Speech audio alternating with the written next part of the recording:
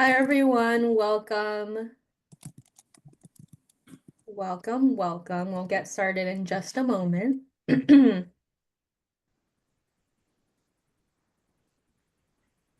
All right. I think we're good to get started. Okay, so welcome to Food as Medicine, brought to you by the Food Bank of Santa Barbara County and the Mosher Foundation. I'm Kayla Malari. I'm the Senior Nutrition Manager at the Food Bank. I'm also your host today, and we're so excited to have you join us today.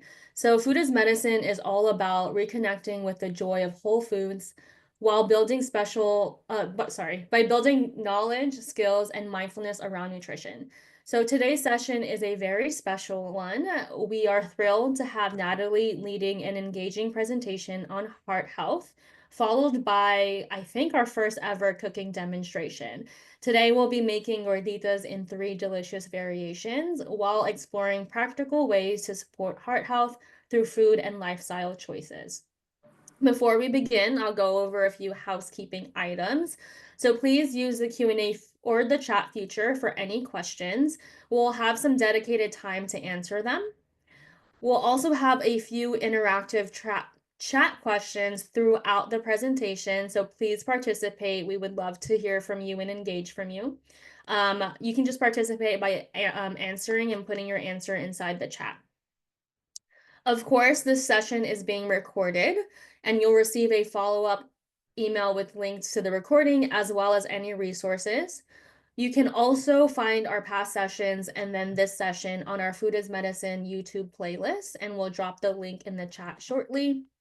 And then lastly, your feedback is incredibly valuable to us, so please take a moment to fill out the short feedback form that will pop up after we end this Zoom webinar. So it'll be automatic and it will be on your screens once we end the session. Now, I kind of want to get a sense of who's joining us today. So in the chat, if you can add your name and where you're zooming in from, and if you're planning on cooking with us today. And while you do that, I'll just kind of share a bit about the details of how today's event is going to go. So we'll begin with the education presentation, which is pre-recorded, but obviously Natalie's here with us today to join to answer any questions that may come up. And then we'll take a quick Q&A break before moving on to our cooking demo. And then also after the demo, Natalie will be here to answer any questions that come up about cooking. Again, throughout the presentation, please feel free to enter questions in the chat. We may be able to answer those in the chat and really engage in the chat box there. So without further ado, I'll introduce Natalie Mendez. She has her master's in nutrition and is a dietetic intern on her journey to becoming a registered dietitian. So we are so grateful to have her expertise today, and I think we're ready and we'll go ahead and get started. Give me 1 second. Okay. Oops. Hello, everyone. My name is Natalie Mendez, and today I'm going to present to y'all about empowering heart health, nutrition tips for Latino families. And so before I begin my presentation, let me share a bit about myself and to why this topic is so important to me and my community. So I am a proud Latina, the oldest of 5 children to immigrant parents who worked here in the United States for 25 years before returning to Mexico. And my journey in nutrition began at Cal Poly Pomona, where I earned a degree in nutrition and microbiology, and later continued to a master's at Colorado State University, also in nutrition. And so in this presentation, we'll be discussing heart health and nutrition with a special focus on Latino cuisine. I'll explain how the heart works, why cholesterol and blood pressure matter, and then we'll dive into key nutrients for heart health, those being fats, fiber, proteins. Along the way, I'll share some practical tips that include some cooking and meal planning to support heart health. And then, because heart health isn't just about food, we'll end by talking about lifestyle changes like exercise, sleep, and stress management that can also help our hearts. But let's begin with understanding heart health. So, what exactly does our heart do? Imagine it as the body's engine, pumping oxygen rich blood to organs and tissues to keep us going. It controls the rhythm of our heart rate, our blood pressure. It removes waste products like carbon dioxide. And a healthy heart is constantly working to ensure that our body functions properly. It never stops, right? It's always pumping. And so, one fact that I like to share with y'all is that our heart pumps blood 60 to 100 times per minute, moving about 5 to 6 quarts of blood per minute. That's 24 hours a day. And that is equivalent to 2,000 gallons of blood daily. That is a lot of blood that our heart, manages and is working with, right? So our heart is amazing. So now that we know a little bit about our heart, right, and why it's important to keep it healthy, let's talk about cholesterol, which is one topic that often comes up when talking about heart health. So, cholesterol is a waxy substance our body needs to build cells, produce vitamins, and hormones. It can come from blood cholesterol, from the one that our liver produces, or dietary cholesterol, which comes from food in our diet, primarily animal products. However, these two are there are two types of cholesterol, and so when there's too much cholesterol, excess cholesterol, where we need to be cautious because it can cause plaque buildup in the arteries, which can block blood flow. There are two types of cholesterol that we need to know about, and that is HDL, sometimes referred to as the good cholesterol, and LDL, sometimes referred to as the bad cholesterol. HDL, we think of it as the cleanup crew of your blood, of your body. It helps remove extra cholesterol and brings it back to your liver where it's processed and removed from your body. LDL, this type, think of it as the one that carries cholesterol to the rest of your body and not to the liver where it's being processed to removed. And so LDL cholesterol, when there's too much of it, it can start to build up in your arteries, making it hard for blood to flow. One way that I think of it is I think of HDL as a garbage truck that's clearing out the cholesterol in my body that my body doesn't need, and LDL as the builder of like a traffic jam that, if left unchecked, it can really, cause that block. Talking about cholesterol, I often get this question asked, especially at family gatherings, and it is, are eggs bad for me? How much eggs can I eat a day? And is it true that eggs are high in cholesterol? I would like for y'all to answer first this chat question to kind of get a sense of what y'all believe or what um, y'all have been told right until today. So, which of the following is true about eggs and cholesterol? Is it A, eggs significantly raise cholesterol levels for everyone? B, eggs can raise cholesterol levels in some people, but not most? C, eggs have no impact on cholesterol levels at all? Or D, the cholesterol in eggs has the same effect as eating trans fats? And so I will give y'all a couple seconds to respond in the chat. And so the answer is B. Research shows that for most people, eating eggs in moderation doesn't raise cholesterol levels significantly. And that is because cholesterol in food doesn't have as big as an impact as the saturated fats and the trans fats found in foods. So we need to be looking out for saturated and trans fats as the real culprits when it comes to raising LDL cholesterol.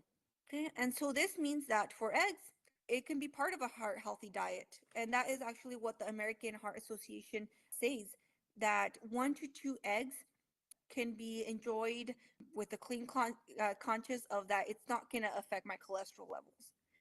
And that is true because eggs, aside from cholesterol, they are also packed with proteins, vitamins, and a nutrient called choline, which helps with brain function. And so the key is balance, really, when we eat eggs. It is, instead of pairing eggs with bacon, sausage, or butter, focus on pairing them with vegetables, whole grains, healthy fats like avocados. This way, it's balancing that little high cholesterol that the eggs have with more nutrients. Or if you're concerned about your cholesterol as well, it's always, always say don't hesitate to talk to your doctor about what's best for you. But according to the American Heart Association, 1 to 2 eggs can be part of a heart healthy diet. Okay, so another key factor aside from cholesterol is blood pressure. When it comes to heart health, we know that blood pressure is the force your blood uses to travel through your blood vessels as your heart pumps it around your body. It is an important indicator of how well your heart and blood vessels are working together to keep you healthy. Blood pressure is measured using two numbers. The first number, the systolic number, represents the pressure in your arteries when your heart beats and pumps blood out. And the second number, the diastolic, is the pressure when your heart is resting between beats. Okay, and so it's often read as like 120 over 80. But when blood pressure is too high, a condition known as hypertension, it indicates to the doctors, the practitioners, that your heart is working harder than it should be to pump blood. And over time, this is of concern because it can damage the walls of your arteries and increase your risk of heart disease. It can increase the damage to other organs like kidneys, your eyes, brain. And so to maintain a healthy heart, we want to aim for a consistent blood pressure, right? Try to stay in that normal range and also have controlled cholesterol levels. Okay, and so now that we understand heart health, let's move on to the key nutrients. For heart health, we want to focus on three essential nutrients, which are fiber, fats, fiber, and proteins. I will go into these in more detail, but I do want to emphasize before I do that that a healthy heart eating pattern can be adapted to everyone's personal needs, everyone's personal preferences, cultural traditions, and even budget. And I'll show you how this can be done as we move forward. Okay. The good news is that many Latino foods are already heart healthy. So for those Latinos in the audience, we have some great staples in our culture that are amazing. And for those that are not Latinos, you also might identify some staples are also common in your cultures, or you can, use this as motivation to try new foods.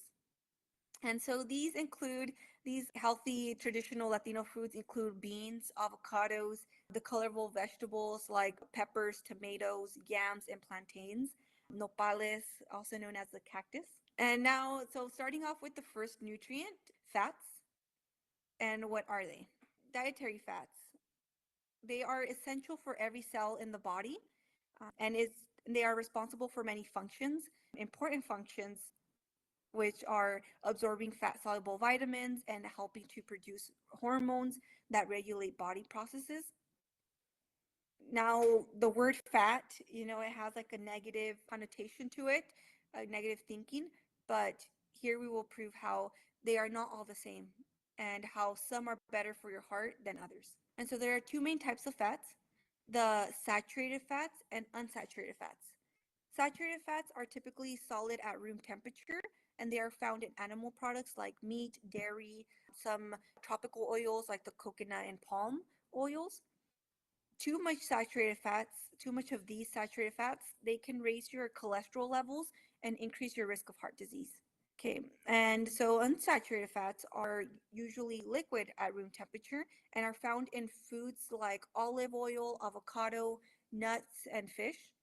And unsaturated fats, unlike the saturated fats, these can actually help improve cholesterol levels.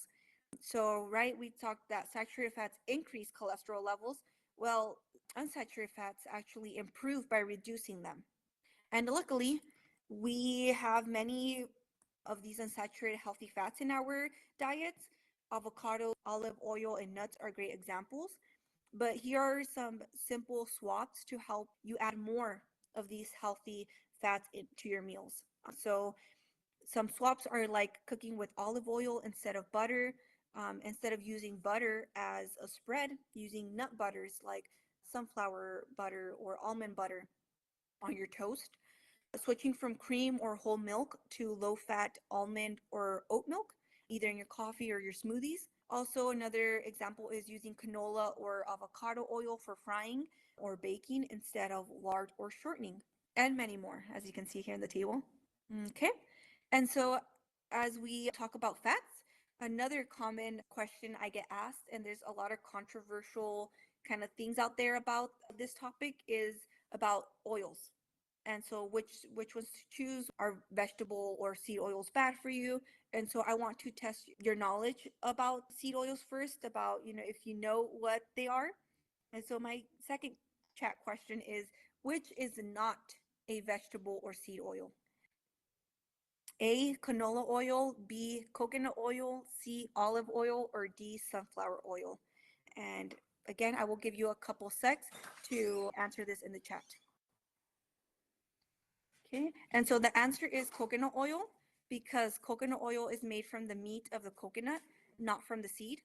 So on the other hand, vegetable or seed oils, they come from seeds of plants like sunflowers and canola, but coconut oil is not one of those. And so when it comes to choosing oils, it depends on what you're cooking. Vegetable oils like canola or avocado oil are great for high heat cooking because they have a high smoke point and a neutral flavor. Seed oils like sunflower or sesame oils have stronger flavors and are better for salad dressings or low heat cooking to preserve the nutrients. So in reality, it depends on how you're using them, right? If you're cooking on a low heat or if you're cooking high heat, it can really make or break the flavor of the food. And it's also important to limit oils like palm and lard or coconut oil, which are high in saturated fats. So instead, we recommend choosing oils like canola or avocado oil, which are low in those saturated fats and high in monounsaturated fats, which are the healthy fats. Okay, now that we've discussed some great heart healthy fats, let's take a closer look at one common fat used in traditional Latino dishes, which is lard. Lard, also known as pork fat, or it is pork fat. It adds a unique flavor to many of our recipes, but it's high in saturated fat, which is not ideal for heart health. So too much saturated fat can raise LDL cholesterol, as we had talked about before. So some simple swaps also for other alternatives instead of lard are replacing it with avocado oil or mashed avocado in a 1-to-1 ratio when baking. Replacing it with avocado oil or mashed avocado will keep the dough light and moist.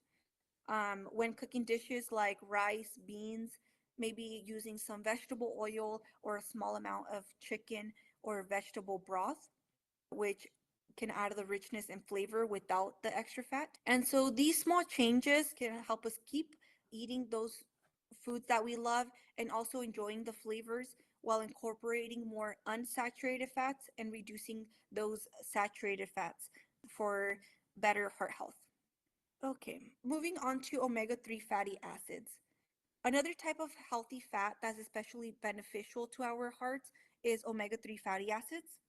Omega-3s are polyunsaturated fats that our body cannot produce on their own, which means we need to get them from food sources. But the benefits of these omega-3s are that they lower triglycerides, they improve blood pressure, lower LDL cholesterol, reduce inflammation in the body, and all these effects are essential for maintaining a heart health. And so where can we find them? They're found naturally in some foods, and then they're also added to other foods, which are fortified foods. Naturally, they are found in fish like salmon, tuna. They're naturally found in seeds and nuts, particularly like the walnuts, chia seeds, and flax seeds. They can also be found in plant oils like flaxseed oil, canola oil, um, but they're also found in fortified foods. And typically, the most common ones that I've seen out in the grocery stores are like the eggs, the milk, the infant formula. They're fortified with omega-3s. So they're good sources of these. In Hispanic foods, in our household, we might be already doing this, eating some of these typical or eating some of these dishes that are high in omega-3s, and that can be like ceviche, some tuna salad, fish tacos, right? They all have fish which are high in omega-3s. Also our including chia seeds to our water, lemonades, agua frescas, and including walnuts and flax seeds in our diet. Now let's talk about fiber, another important nutrient for heart health. Fiber is a complex carbohydrate that our body can digest, but it plays a huge role in maintaining healthy cholesterol levels and supporting digestion and helping us feel full longer. So it helps with our satiety, which is beneficial for weight management as well. There are two types of fiber, soluble fiber and insoluble fiber. Soluble fiber dissolves in water and helps lower LDL levels. You can find it in foods like oats, beans, and certain fruits. Insoluble fiber, on the other hand, this one doesn't dissolve in water, but it helps with digestion and regular bowel movement. And it is found in whole wheat products, vegetables, and nuts. A lot of the foods that are included in soluble and insoluble are there in both, like they're interchangeably, which is great. What I do want to really emphasize is that as I go through the next couple of slides of how to incorporate fiber into your diet, I want you to remember to drink plenty of water when doing this, especially if your body is not used to like the amount of fiber that you will be that you will be doing now after learning these ways of adding it. And that is because fiber works best when paired with adequate hydration. So adequate hydration, it will help to move nutrients through your digestive system and will prevent that discomfort. And how does fiber help the heart specifically? So when we eat foods rich in fiber, it can act as a sponge or as a broom, either or, but fiber binds to excess cholesterol in our bodies and will help eliminate it through the digestion. And so obviously this helps support the blood flow, preventing that plaque buildup, and it protects our hearts.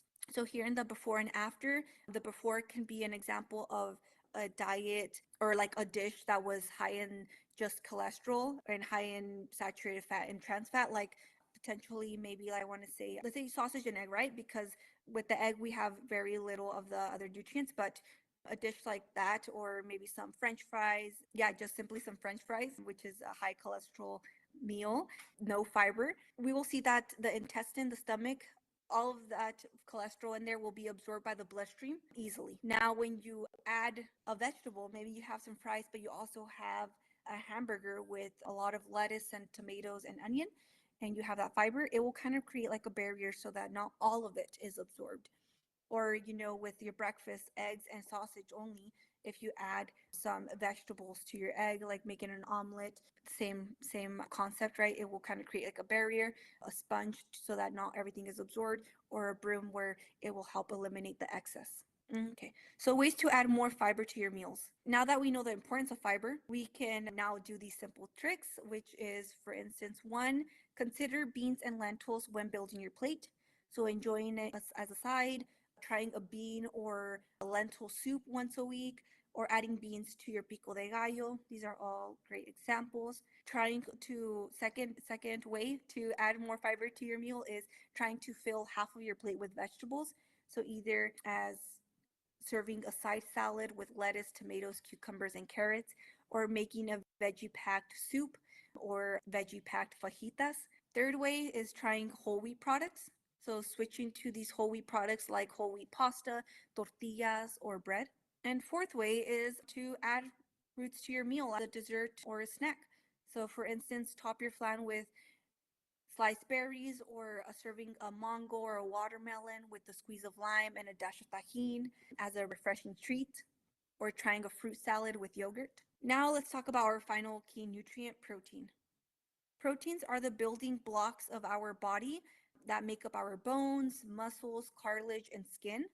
They're essential for repairing and building cells and tissues, aiding in digestion, supporting metabolism, producing hormones, and keeping us energized. So, our body uses proteins in many different ways. And we can get protein from many sources, which is great, right? A normal omnivorous diet and serving the vegetarian people as well. We can find protein in animal meats, dairy products, legumes, nuts, seeds, soy products. Okay, and so as we talked about protein, I want to see what y'all think about this question. And it is, what percentage of Americans do you think that eat adequate amounts of protein? So, do you think 90% of Americans eat adequate amounts of protein, 80%, 50%, or 25%? And I will give you guys a couple seconds to answer that in the chat again.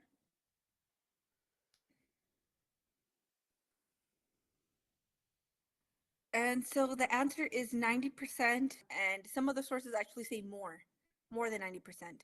And so most Americans actually they do eat enough of the protein food group. But everywhere it says that we need to increase the variety of protein foods selected. And so that incorporates choosing leaner meats, right? Choosing some of those plant-based protein plant sources. So meeting the adequate amounts of protein is not the problem per se, but it is the variety that maybe we are consuming solely the animal protein and leaving the other amazing sources out. And so we will learn about how we can incorporate more of these lean protein sources. Okay. And that is, not all proteins are created equal when it comes to our heart health. And specifically lean proteins, which are skinless chicken, turkey, fish, beans, and lentils, are found to be some of the most excellent choices. These options, they provide benefits of protein without the saturated fats that can harm your heart. And so here to the right, we see some swaps where we can that can help us choose more of those lean proteins. And you can take a screenshot if you like, but I will talk about some of those swaps here as well. These are some easy ways to make heart healthy swaps. And those are, instead of using ground beef for a picadillo or for any dish in reality, maybe switching over to some ground turkey, which has less of the saturated fat. Menudo, a typical dish in the Latino culture, pairing it with having the addition of hominy, which is corn, and less stomach to make it again better in fiber and protein and fats. Instead of fried gorditas, try grilled or baked gorditas with lots of the veggie toppings. Instead of 3 tacos of carne asada, try a variety of tacos. Maybe one of chicken, one of the carne asada, another one of pure beans, or another one of mushroom. And so really the main point is to add the variety, right? And more color to your dish to have that fiber and the healthy fats. And so now we will move on to practical cooking tips. These again will just further help you cook in a way that will support our heart. One of those ways is being cautious about the amount of salt that we add to our food. Eating foods high in sodium or cooking with a lot of salt can lead to high blood pressure, which is a risk factor for developing heart disease. So I want to go through some tasty ways to add flavor to food without using salt. And those are, for instance, using fresh herbs like cilantro, parsley, basil, and mint, adding citrus zest or juice, a squeeze of lemon or of lime to a salad or chicken or even fish, right? More commonly is like the lemon on fish and salads. Trying spices like cumin, paprika, chili powder, turmeric to really bring depth to the recipes. They're especially good for soups, beans, and meats, all of those spices. Using vinegars and adding peppers for, like either a mild to a spicy flavor without any salt. In addition to how you prepare your meals, right, adding more spices and other things other than salt, we also really recommend thinking about how you cook them.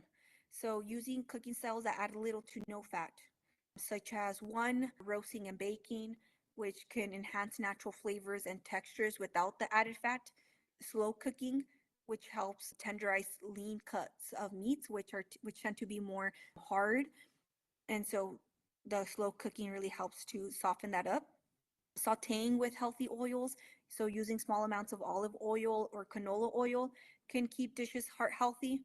Steaming and boiling, a great cooking method as well that keeps the nutrients in vegetables and reduces the needs for oils and salts. Alrighty, and so last section of presentation is lifestyle tips beyond diet. These last 3 slides will serve as a reminder that lifestyle habits are just as important as food choices. The first lifestyle habit for a healthy heart is movement. And it's not a surprise, right? We know that engaging in regular activity, physical activity, can help promote a strong heart and add up to long-term positive habits. Some ways to incorporate movement I like for y'all to consider is starting small and building up, such as like walking, which is a great way to begin your physical plan, your physical activity plan, your exercise plan. Possibly beginning with 5 to 10 minutes of movement daily, gradually increasing it to 15 to 30 minutes, and so and on. Also considering integrating movement into daily routines, like using the stairs at work, always, going to the stairs instead of the elevator, taking a walk during your lunch break, and also choosing movements that you love so that it isn't a task or it isn't exercise and it's more of like a fun activity. So that can be either dancing, gardening, um, walking at a specific place. Like parks are typically very therapeutic and they help you get your steps in. Also, stress. Managing stress is very important because, as we might have heard, and if you did not know, stress can also affect your heart. So when we're stressed, our heart works harder, which can raise blood pressure and leave us feeling tired or anxious. Stress can also impact our eating habits, different depending on the person, but some people, when they're stressed, they stress eat, and others lose appetite. But typically, with like the stress eating, it leads to cravings or overeating of foods that are high in saturated fat and sugar. And so, here are some ways to reduce stress and protect your heart. And obviously, they're just very limited, right? There's a lot more, but something I can think about is spending time with family and friends, enjoying activities like dancing, um, walking in the fresh air, practicing deep breathing meditation, prayer to calm the mind, practicing work life balance. So, taking breaks from work, using vacation time, setting aside an hour daily to unwind, as well as improving sleep quality, which is what we will talk about last, is sleep gives your heart a chance to rest and recharge. So it's really that reset button that we need every day to help our heart stay healthy. And without enough sleep, your heart works harder. It increases the risk of high blood pressure. It can have you feeling fatigue and tiredness and lead to poor decision making around food and exercise. It is recommended to aim for 7 to 9 hours of sleep each night. And to improve your sleep, I have some recommendations. These actually recommendations work for me, so they're universal, as in it's shown research that many of these work for others as well. So, going to bed at the same time each night, turning off screens, cell phones, TVs at least an hour before bed, creating a quiet and calming sleep environment. All of these will really help you sleep better. And so, with sleep, it's just want to emphasize that taking care of your heart doesn't just happen during the day. So, with like the foods you eat, it also, right, it includes movement, stress, and then, as we talked about now, it also starts with a good night's rest. So, getting enough sleep. And so that leads me to my last slide, which is just a summarization of everything that we talked about, right? Our hearts work tirelessly for us every day. So let's return that favor with the foods, the traditions that we love, adapted for health. Together, we can make small and meaningful changes to support not just our hearts, but our family and our future. So, to conclude, the key takeaways are: let's celebrate traditional Latino foods. Many Latino dishes are naturally heart healthy, but small tweaks here and there can make them even more nutritious. Focus on healthy fats, so choosing the unsaturated fats like avocado, nuts, seeds, and vegetable oils to balance cholesterol, and also limiting those saturated fats from butter, lard, palm, and coconut oils. Also, we talked about adding fiber, the importance of fiber to help sweep away excess cholesterol, and choosing lean meats by including even plant-based proteins like beans and lentils to support your heart. And remember, lifestyle habits matter just as much as food choices. So sleep well, reduce stress, and stay active to keep your heart strong and healthy. And thank you so much. Here are my references of what I used for the information I presented to you today. I will now have a cooking demonstration, traditional Latino food, for y'all to try with me. Thank you. Now we will begin to do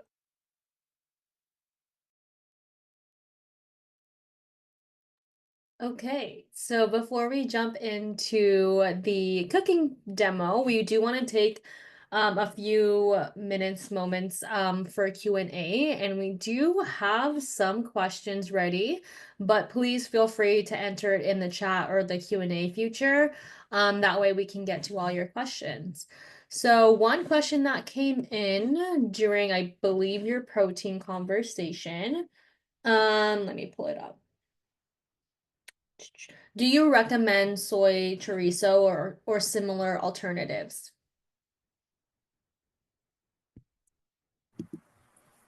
Yes. Okay. Let's see. Soy chorizo or similar alternatives.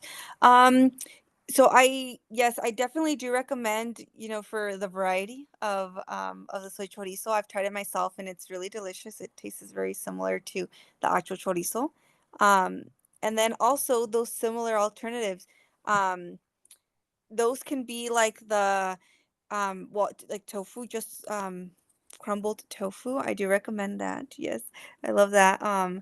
Just make it little, cook it a little bit longer so it can be crunchier, with some oil. And then I know, well, like y'all will see with the gorditas, mushrooms are pretty versatile. You can make mushrooms in various different ways. So yes, so I overall I do recommend soy chorizo and like other soy-based alternatives when cooking.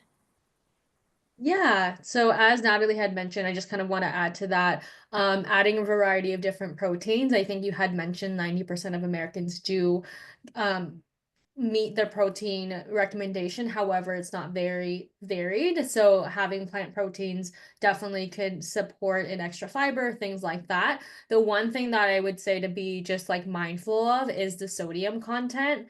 Like Natalie's presentation, being mindful of the sodium and maybe potentially using other spices for flavoring. So when you do opt for soy chorizo or similar alternatives, I would just like double check the back and see the sodium content and just see how the levels are, and you can make your decision from there. Another question that we have, what are some of your favorite sources of recipes for healthful Latino foods? Mm. So I'm a blog person, so I do tend to yeah, look at blogs a lot of specifically of registered dietitians. Um, so I definitely recommend that of finding your Latina registered dietitians and looking at some of their recipes. They're very good with always including those in their blogs. But also, surprisingly, I believe it's My Plate. Like the My Plate website has some very different cultures recipes on there too. So take a look, yeah, at the My Plate website. That one also has some. I don't know if Caleb, you have some I sources that you've ran into. Yeah, I do. So we've had a couple of Latina dietitians join us on Food as Medicine. I think one of what is her? Delina Soto. So it's at Latina Oh Diet. yeah, I think it's Your Latina Dietitian. She you're has like, really great recipes, also like education. We've also had Diana Mesa. She's also great. She has recipes on there. And then lastly, Krista Linares is another great kind of blog influencer who we've also had on Food is Medicine. And they have some recipes up there if you're looking or interested in that. Um, Another question you had mentioned, which thank you for mentioning about fiber content and how you probably would want to, or you're recommending to increase your water intake as well, especially if fiber intake is not something they're used to. Do you have any suggestions for increasing my water intake if I don't love just drinking water? mhm. Yes, yeah. So for increasing water intake, I believe I shared some, or it was just like one tip for that, but flavoring it with fruit. Um, I believe my PowerPoint it was the agua fresca with chia seeds. So yeah, so kind of in the same boat, right? Adding something to kind of just make it more not just plain water. So we can do I know a really good combination of the mint leaves, the natural mint leaves with some lemon. So that gives it a really refreshing taste. It tastes really good. And also just whatever fruit you have. So there's this one agua fresca that is I remember from my childhood that my grandma would make, and it was lettuce, banana, and orange in Whoa. water. Yeah. So the lemon would be, I mean, sorry, the oranges would be squeezed, and the lettuce would be chopped, and the bananas would be sliced. Yeah. Yeah, so definitely, yeah, that was something that I totally forgot about that, or else I would have included it as well. But even bananas can go into your water, right? And I remember it was delicious. So yeah, so adding any fruit, right? Any fruit, any of the herbs, like the mint, um, would be great alternatives to not just having plain water, which a lot of people, and not surprisingly, a lot of people don't just crave pure water. Yeah. Yeah, I don't know. Thank Yeah, you. Kayla, if you have any suggestions of how to spice up your water. Um, I like sparkling water. I don't know if people here like I think it's like a hit or miss with folks. I love sparkling water. Um, Hydration can be fun, like tea, hot tea as well. Also hydration can come from food if like cucumbers are your thing, celery are Mhm. your thing. Can kind of get hydration from that too. Um, Another question from one of our guests. What are your favorite food fusions using Mexican or Latino cuisine? They have There have been a lot of different ones popping up and they're so interesting. One example that they mentioned, like sushi and Mexican flavoring. I feel like that one's a popular one I've seen often. Yeah, I feel like that's like the only one that I know of. I've seen Like Thai. the fusions. Thai and Really? Mexican. Yeah. Do you have a favorite? Oh, definitely the sushi. So like the Mexican roll. I don't know what there was this local sushi restaurant here where I live. I forgot the name of it, but it was a funny name, and it just had a lot of I believe it had a lot of like mayo, and obviously like the jalapeno. Um, I forgot what else it had, but it was, yeah. But definitely, yeah. Yeah, I don't know much about other. I'm not too familiar with Thai food. So so yeah. So I mean, I have to say the sushi one. Great. Okay, we'll jump into the cooking demonstration now. So hopefully if you're cooking with us, we'd love to hear from you in the comments, but we'll go ahead and share that. And then again, if you have any questions, feel free to enter them in the chat. Thanks, Natalie. Hmm.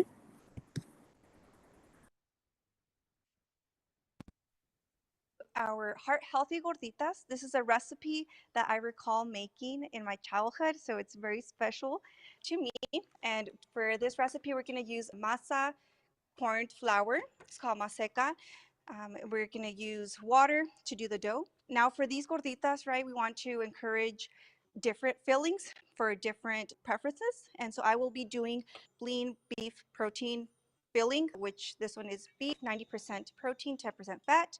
I will also be doing a mushroom filling for those that might um, not want, some kind of meat source, or that also, like I mentioned in my presentation, that want to stretch a little bit more and their protein and want to add maybe beef with mushroom or chicken with mushroom.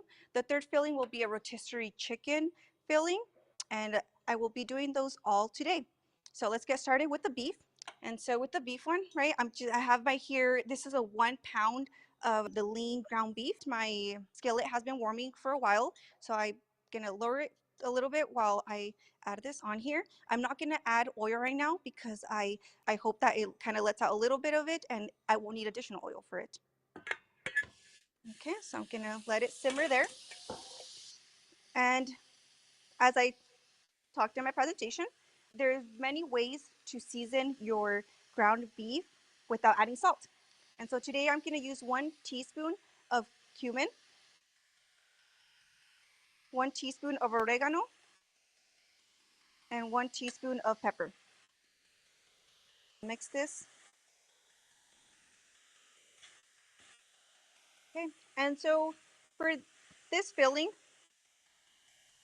you're gonna stir well and let it heat, let it cook for about 5 to 10 minutes, depending on how high your skillet was at the time. Something that I want to mention is that for this filling today, I'm gonna add a canned mixed vegetable. but you can add in reality any vegetable that you'd like. So you can add, for instance, some spinach, some collard greens, which makes a good additional topping for it. Okay, so now that it kind of calmed down, I'm gonna increase the heat so it can cook faster, right? And I'm gonna show you all the vegetables I will be including today. These are the vegetables that I bought. While at the store, I did purposely look for some vegetables that had low sodium. So they either say it on the front or you can look at the nutrition label. So I'll add those when this is ready. Okay. While that is cooking, I will add a little bit of garlic actually. I had some minced garlic on here. It is just to give taste, a little bit more taste, a little more flavor. You're also able to add onion if you'd like, as well as olive oil, right? It's all depends on your likes. Okay. So this is still cooking. Let me increase it a little bit. Okay. While the meat is cooking, because it's taking a little more time than expected, I'm gonna show y'all the rotisserie chicken filling, and it's does not have a lot of preparation to do because I bought ready to eat rotisserie chicken, and that's because typically I don't know about you all, but during the week I don't have time to boil chicken, so I typically do this. I either go to Costco or to my local grocery and I buy rotisserie chicken, which is totally fine, right? Because I did this where I shredded half of it to use for my gordita filling, and I will save the other half for a different recipe for later on in the week. And so I have the rotisserie chicken shredded. I use 2 forks to shred it. Obviously, you can use your hands, which is a lot more easier. And so basically this one is really easy, right? Because it's already made. You're able to add as well, kind of like with the beef, you're able to add vegetables, you're able to add salsa, so kind of like tomato paste or whatnot. It's all depending on your taste. Okay, I'm gonna put this to the side because this one's already ready. Okay, now let's check up on our beef. I want it to cook until it is brown. We really want to make sure that our beef is well cooked. Still letting that cook a little bit more. Meanwhile, this cooks, I can talk about the salsa that we're gonna make. So the salsa that we're gonna make is a tomato salsa with jalapenos, or you can use serrano chiles and onion. You're also able to make one with tomatillos, which is the green tomatoes, or I call them tomatoes, the green tomatillos, but today we will make them with those, okay? And I actually have what it's gonna look like. So I roasted these beforehand. And so this is what I will be including for right here. Sorry about that. We will be including in either a blender or you can use a molcajete, even mashed potato, which you will see me using today. And so it's very easy and very heart healthy, right? It has all these vegetables that have very high sources of antioxidants, vitamins, and minerals. Continue to stir your beef, not letting it stick. It seems like it's not sticking. And as you can see, it did release a little bit of grease or liquid, which is perfect because it did not stick to the pan. And so I'm still going to continue to cook this a little longer because I really want it to brown a little bit more. Meanwhile, that's finishing up. I want to talk about the next recipe that we will do because as soon as this is ready brown, I'm just going to add the vegetables and let it cook for a little longer and then it's pretty much done, okay? I am going to talk about the mushroom filling now. So this mushroom filling I have here, it was 12 ounces of pre-sliced mushrooms that I bought from the store. I did have to wash them before using them, so these are already washed and I will be using them next. Beef is ready for me to add the vegetables.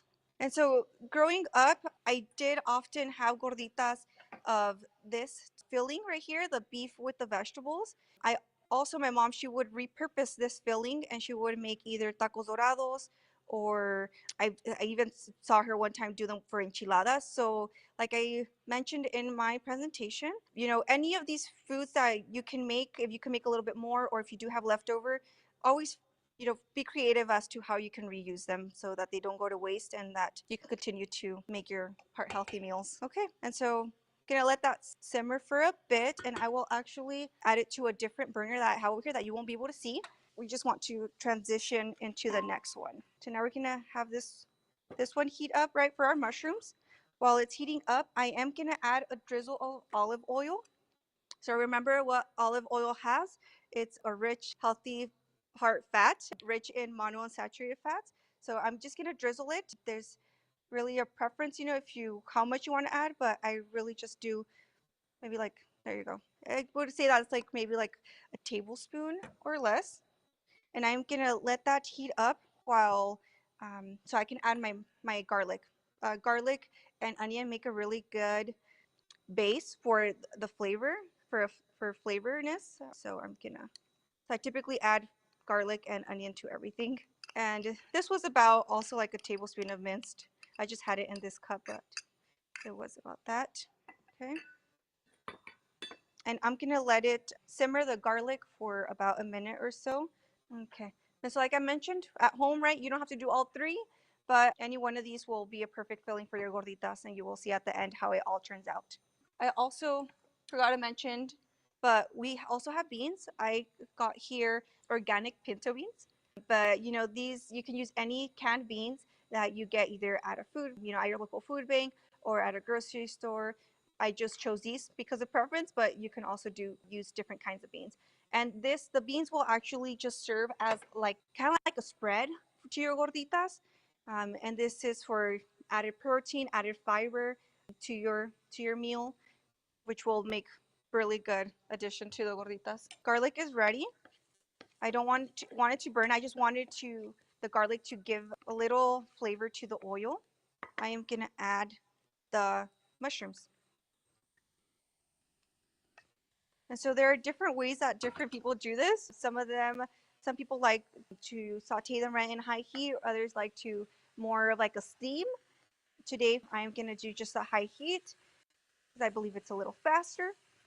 And while I am cooking this, I also want y'all to think that in reality, you can fill your gorditas with anything that you'd like. These were just three that I chose, but you can do as well as like lentils, egg with nopales, a variety of fillings for your gorditas. For your mushrooms, you can also add chicken broth or vegetable broth, as I mentioned in the presentation, for instead of oil, for some added flavor to it. While that is warming up, it's gonna take a while. So we are going to season our mushrooms. Gonna lower this a little because now it's getting too hot. Okay, so let me stir them a little bit before I season them. So like I said, gonna season my mushrooms with the same seasonings that I seasoned the beef with. So it's gonna be 1 tablespoon of oregano, which I have here. This is a very common packaging for spices in Latino grocery stores. Okay, but obviously, you can use any that you like. Um, often you can also use paprika. There's a endless amount of spices that you can add to your taste. So I'm adding 1 tablespoon oregano, 1 tablespoon of cumin, half a tablespoon of black pepper. So mushrooms are starting to soften up really nice, and they're almost ready. It's also smelling really, really good. Alrighty. So because this is our last filling, right? We did the beef with the mixed vegetable filling. We did the rotisserie. The rotisserie was pretty much made. And now that mushroom filling is almost ready, I'm actually going to go ahead and start with bringing the ingredients over for the dough. So here we have 2 cups of the corn maseca flour.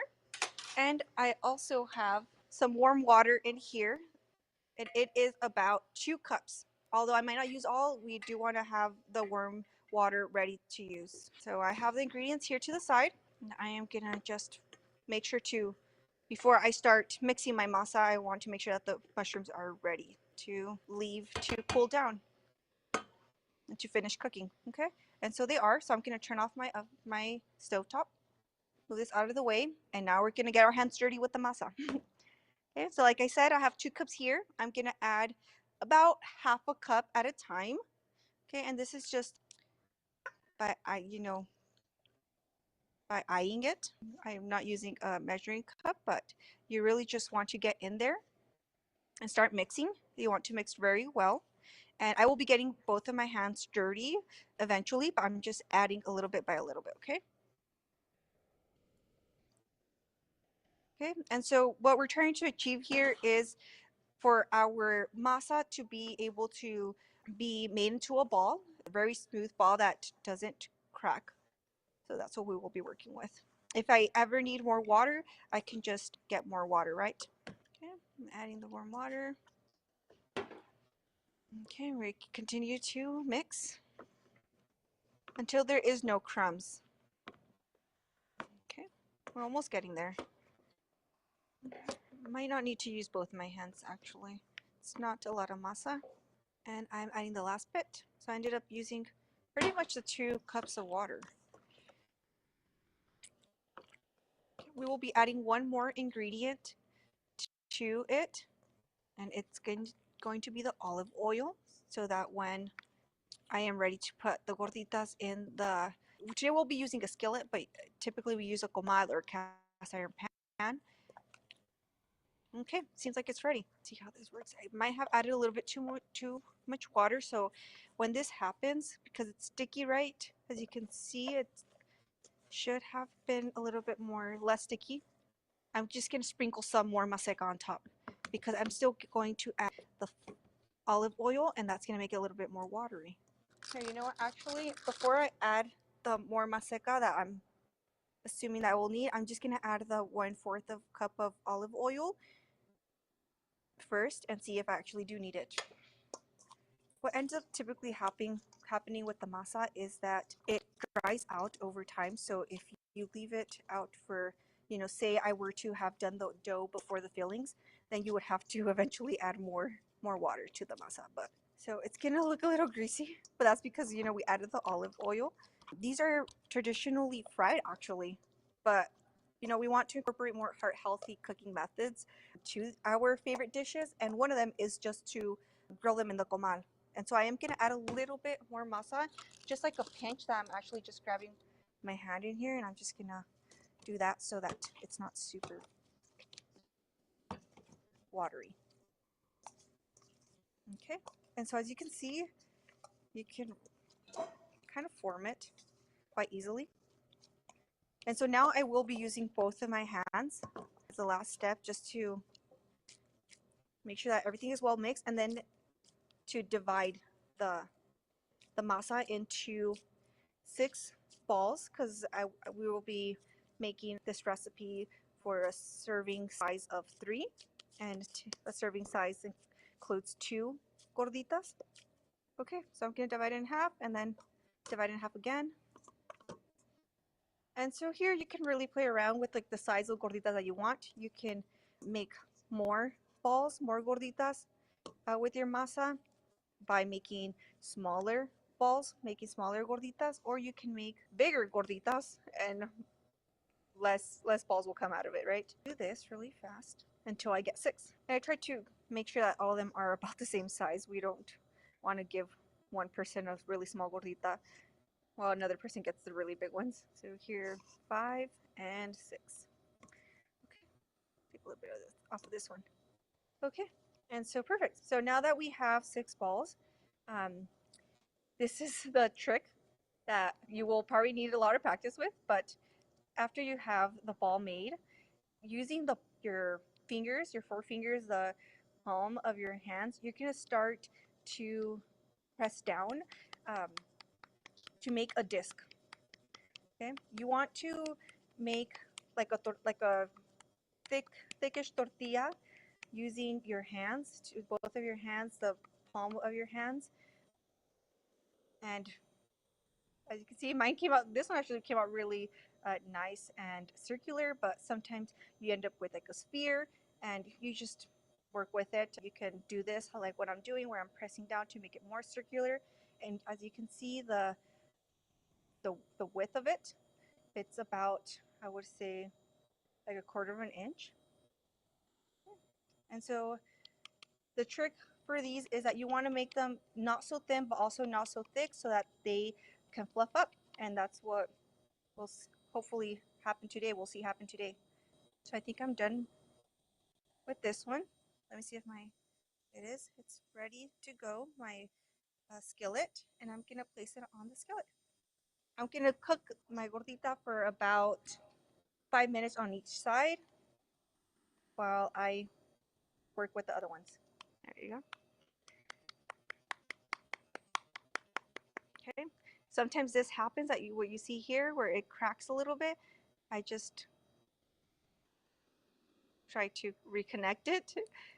If it becomes too much, where it cracks too much, and you don't want to eat it as it is, as it is, then you can just reform it into a ball and make a try again. Okay. So this one, you can see, didn't come out so circular, but that's totally fine because you will be eating them and they'll all taste delicious. Just gonna make sure that they're about the same width all around. I'm gonna check out this one. So you can either use a spatula or your hands. I am used to using my hands, so you will see me kind of just grabbing the gorditas. And so what I did was I actually lifted it up a little bit, and it's still kind of stuck. Didn't want to lift up so easily, so that's how I know that it's still not ready. So it should easily come off the pan.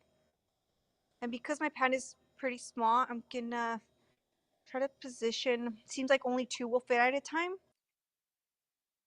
Let's see how okay, so when it looks like this, um, still not ready. We want it to actually get a little bit more brownish, a little more golden color. So I'm gonna let it sit for another 3 to 4 minutes. Okay, so it's starting to get golden. Still needs a little bit more. There's a trick to it. You don't want to flip it over when it's still not ready because then it won't fluff up. So be really patient. While we're waiting on these, I talked about the salsa. And so remember I roasted the jalapenos and the tomatoes and the onion beforehand. And because today we don't have a blender, something very homemade, we're using here a pitcher where I actually added all of the roasted ingredients in here. I kind of diced them a little bit because I just knew they were going to be easier to mash. And so I will mash them over here while the gordita is cooking. We work with what we have, so. And this is fine because as long as we mash it up, this is basically kind of like a molcajete. If you think about it, it's going to be mashing it up. Typically we add maybe in our households, my mom used to add some salt in here, but to make it more heart healthy, today we're not going to do salt, but you can do a little pinch of salt and that's totally fine. Okay, that's about it. It's nice and chunky. Can't really see it, or maybe you can. It's gonna taste delicious after. Okay, so it seems like this is starting to steam. I'm gonna got stuck. Let me grab a spatula. You use a spatula to assist with kind of detaching it. Okay, so perfect. So you see now it's actually got a little brown and that's perfect. That's what we wanted. I'm gonna flip it over on the other side and let's see the other one. It seems like the pan is starting to heat up a lot more. Gonna do a little bit more on this side. All right, girl, they're cooking. I'm still making more gorditas over here on the side. And a little bit about the maseca flour. So this is actually corn flour. And like as we talked, this is a great way to add fiber to your meals. It's made out of corn and it's a great alternative for maybe like just regular flour. And different Latin America countries use different type of recipes with this same masa. I don't know if you all might have heard of arepas or pastelitos, and so this is basically what it is. Okay, so this one's ready. I'm gonna place it on my cutting board. I'm gonna keep on placing my gorditas right because we're gonna want to cook all 6 of them, and then I'll show y'all the last step, which is cutting the gordita and filling it with our delicious fillings. This is ready. Because we added olive oil, my hands are not as dry, but if your hands do end up getting dry or the masa ends up getting dry, you can always just dip your fingers in water and kind of, help with smoothing out the roughness of the gordita. The most time consuming part of making gorditas is making the dough and the little gorditas, the disc. But depending on your filling, you can easily, and on your practice with making gorditas, if you become an expert, you can easily make this in 20 minutes. Our fillings should still be hot, but if they're not hot, you can easily, just prop them into the microwave. Everything gets ready, okay? But here we have, so I'm gonna bring the fillings over here to me. The mushrooms were the last things that I cooked, so those should still be. While this cook, I'm just gonna really quick prop the beans into the microwave because I believe these have been sitting out for a long time. Everything, I'll show you guys also some toppings that add even more nutrients, even more healthy fats to our gorditas. Getting everything prepped for the end step, I am watching my gorditas, and I'm gonna lower this actually a little more. Okay. And so using a knife, either like a smaller knife or a knife like this, we are going to cut a pocket in our gorditas. So this also takes quite a skill to not cut through. I often cut through these, and my mom really didn't like me helping her cut the gorditas, because it's really nice to have a gordita that still is intact and that you can fill with your fillings. And so now, doing this for so many years, I can say I mastered it. And so this is what you want to achieve, where you are able to cut through. Sometimes you'll get a little bit of the masa stuck in here, and it's totally fine. This actually is not an indicator that it's not cooked. It's just the masa inside is still very hot and soft. You can go halfways, a little bit more than half. I like to go a little bit more than half so that I can really go deep in there and fill up everything. This is still a little hot, so that's I'm kind of struggling. Let me continue to go around it. Last one here. Alrighty, and so now to fill them up. So I have these toppings here. There's a variety of toppings that you can use. I here have my favorites, which are, let me get right here, okay, which are tomatoes, queso fresco, either sour cream or Greek yogurt, but I'm practicing what I taught y'all, which was a good alternative for sour cream is the Greek yogurt. I have avocado for my healthy fats, and a little bit of iceberg lettuce for some crunchiness, and as well as our salsa. Remember, we made a salsa, which is really good. Okay, so let me make one of each so I can show y'all how I make this.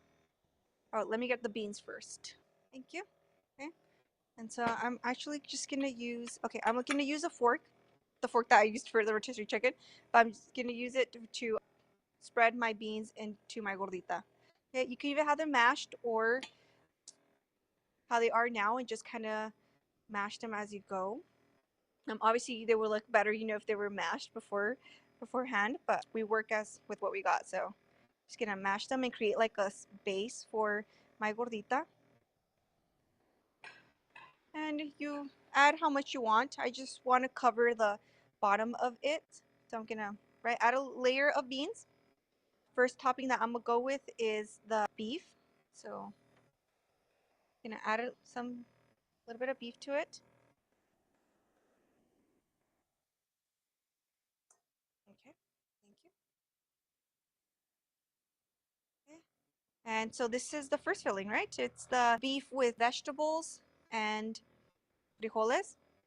Okay. And like I said, you can add any of the additional toppings that you like. I'll show you how it's prepared at last, but I'll put all three fillings on the plate. Okay, so gonna go with the next one. Okay, now next filling is the rotisserie filling. Just gonna, you know, the amount of rotisserie chicken that you like is pretty much depending on how fat you would want your gorditas. Gonna add about there. Okay, that's another filling, right? It's our rotisserie chicken gordita here. The next one, the last one, is the mushroom gordita. Gonna add my beans right to the base of it, flatten the beans on it, and add my mushrooms.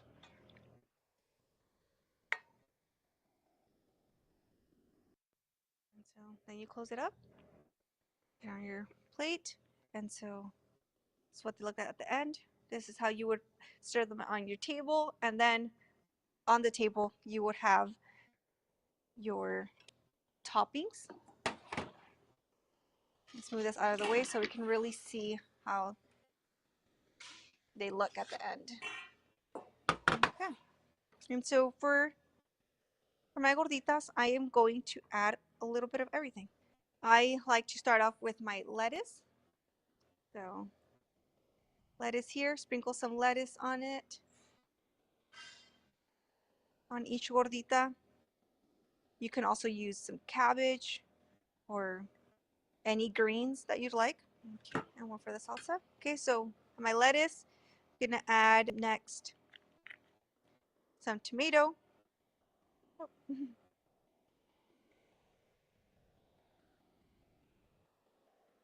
Okay, gonna add next some cheese, some queso fresco. And I'm gonna sprinkle on top of my gordita.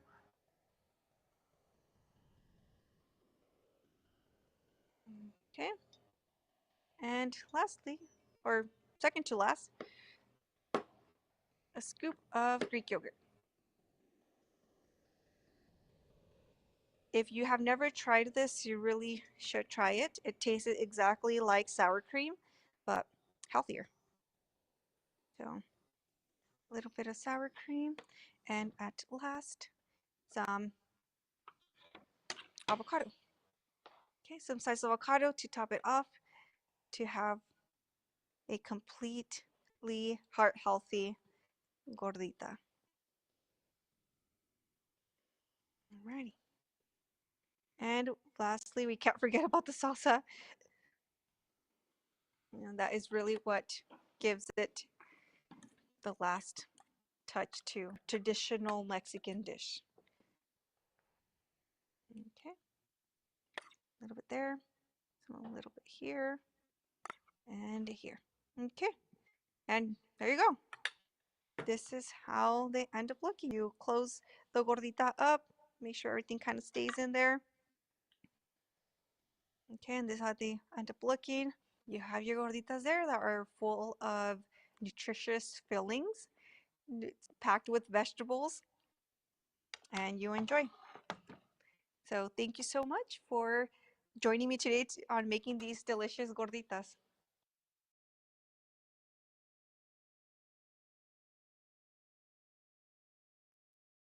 Thank you, Natalie. I am now hungry. But thank you so much for showing us how step by step how to make the gorditas. So now we'll kind of take some questions if anyone has any, if anyone's wants to share that they're interested in making this pretty soon. I think we do have a few questions that came through the chat, so let me double check. Um, Okay, one question came in. I think when you had mentioned that nopales and lentils could be other great filling options, just if you had any other fillings or toppings that you would like to suggest.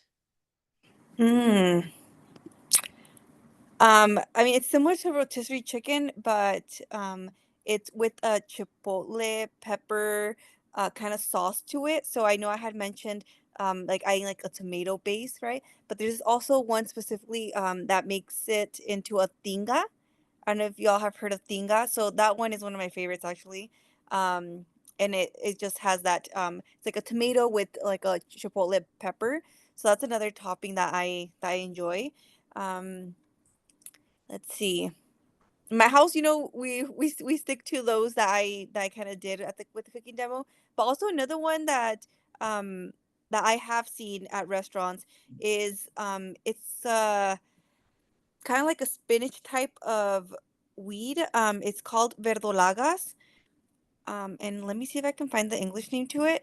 But it's think of it as spinach. And so that's also it's one possible topping. Yeah, but that's pretty much all I can think about right now. Oh, it's purslane. Yes, Christine has put in the chat that it's purslane, which I've actually never Purslane. tried or heard of. Yeah, yeah. So you just steam them kind of like that, like how you would steam spinach, and you can add a little bit of pepper, a little bit of garlic or onion, and they're delicious. So I've also had gorditas made of those. Yeah. Great. Again, if you have any questions, please feel free to put it in the chat. One thing that I was kind of worried about when I was deciding to try this, and I did make it once and it was decent, but kind of I think a tricky potentially step is like what consistency are you looking for when you're making the dough or the masa? Like is it telling if it doesn't stick or if you can like make it to a bowl or like how do you know that you got a good dough? Okay. Um, mm, I'm really bad with comparing it to other consistencies, but I just know that it has to be like a smooth ball. So so I mean, I guess comparing it to Play-Doh, Play-Doh is kind of like a harder harder dough. So softer than that, definitely softer than that. Um, so smooth that it doesn't crack when you kind of like press it down too much, that it won't crack. It won't stick to your hands, but it's also not hard. I don't know, it's kind of difficult. Um, But I think those two are pretty good. So if it doesn't stick to your hand, if it's mhm. not cracking, and then kind of a softer and if you're doing that, because you were doing that softly, Yes. or how much pressure? No, I was putting pressure, but definitely not like smashing it. Because like I said, we wanted it to be a little thicker than a tortilla. So kind of like those corn tortillas that you would buy at the grocery store, maybe like as thick as two of them or even three on, together. Like that's how thick we want the gordita. Because we want to be able to cut it in between. Because if it's too thin, then you won't be able to cut it. Yeah. Got it, got it. Another question, if we want to pre-make the gorditas, maybe like bulk make them, what is the best way to store them? And then maybe can they freeze them? Mm-hmm. Um, yes, you can. Yeah. But the way that I have done it and the way that I have found it best is that when you freeze them when they're already baked. So that's either like slightly fried or how we did them in the comal. Because if you make the disc and say you already freeze it like that, um, raw still, it's not gonna it's gonna be very hard. Um, the gordita at the end. So yes, so you can freeze them already, like cook them right. Just don't put the fillings in them. Um, and you could freeze, or you could put the beans and the meat, yes, but not like the lettuce and the rest. Um, and freeze them like that, like let them cool till they get below the 40 degrees, and then you can pop them in the freezer. And preferably like in seal packed, either Ziploc or a tight um plastic bag. Thank you. Let's see. Another one. Have you ever tried using jackfruit as a filling for the gorditas? Yeah, I actually haven't. No, and I don't even know if I've ever tried jackfruit myself. Um, yeah, no, but definitely as a gordita, no, I haven't tried them because I wouldn't know how to cook jackfruit. If I'm being completely honest, I need to look at a cooking demonstration for jackfruit to make it. Cool. Ray mentioned that jackfruit is usually a great alternative for like chicken, so I think that's why the question came up. Yes. Um, I think that's all the questions, unless there's any other ones that are out there. All right, so I think we're coming to an end here. So if we will probably do our last minute takeaways, if we can share screen for that.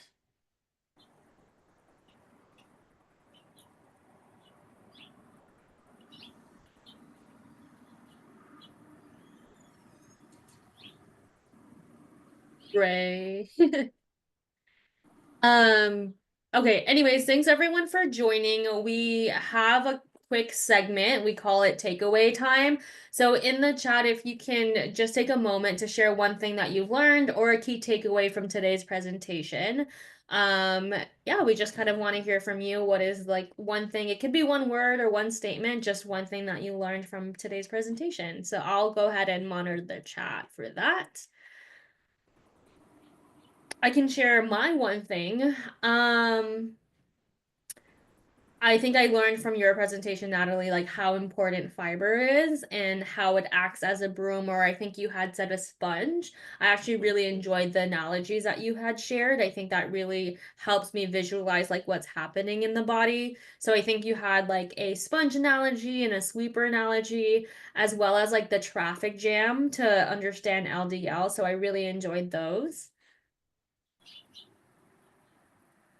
So I'll wait for the chat if there's any other takeaway items that you would like to share, or if you're planning on trying some of the recipes. Annalise, I think that's how you pronounce it, sorry. But you learned how to cook leaner meats so they're soft and flavorful. Thank you. Anyone else? Oh, wait. There's the slide for our takeaway time. Okay. Christine says, thanks for demonstrating and explaining the steps to make the dough. It is much better to see it than just reading the recipe. And I think Natalie did a really great job of showing us like what the action is. And you're really great at it and quick with it. And it's really helpful to see how you kind of pat everything down. So that's very helpful. Okay, well, that wraps up our session today. Thank you all for joining this heart healthy discussion and cooking demo. This was one of our first cooking demos, so please let us know what you thought about it, things like that. I hope you learned some helpful tips and feel inspired to try some of these recipes at home. Ray has entered a bunch of links for resources, recipes, and the Food as Medicine playlist. Again, this is recorded and we'll send you an email with all of those links as well. Before you go, please take a moment to fill out the feedback form that it will automatically pop up for you all. Thanks again, and we hope to see you soon. I hope you had a great session today and have a great rest of your day. Thank you all. And thank you, Natalie, so much Yeah, for of your. course. Thank you. Bye, y'all.